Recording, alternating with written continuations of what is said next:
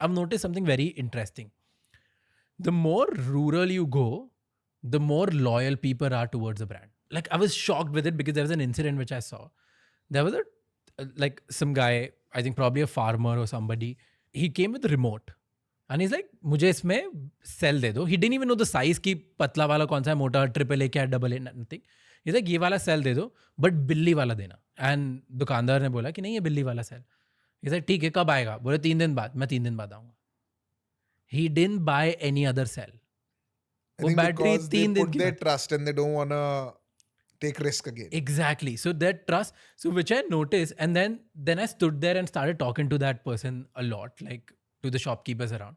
And सबने बोला कि जिस आदमी को जो पसंद आ गया, बहुत डिफिकल्ट होता है उसके लिए ब्रेक करना.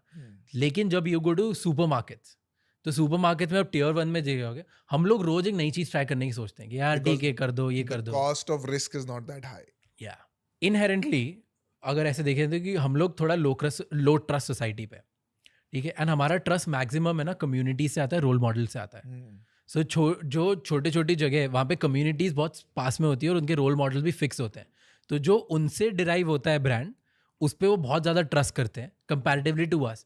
As you grow and go to metro cities, तुम इंडिविजुअलिस्टिक बन जाते हो rather than community driven. And individual people try more things because they feel they're more educated to learn about more things and they can put their trust in certain things because they are fair enough to decide what's right or wrong for them versus community driven people because उनको लगता है कि जो community choose कर रही है वो ही सबसे सही है. So you should never break their trust. Yeah, 100%. I was looking at market share of FMCG brands because obviously detergent dishwasher उसमें दिख रहा था.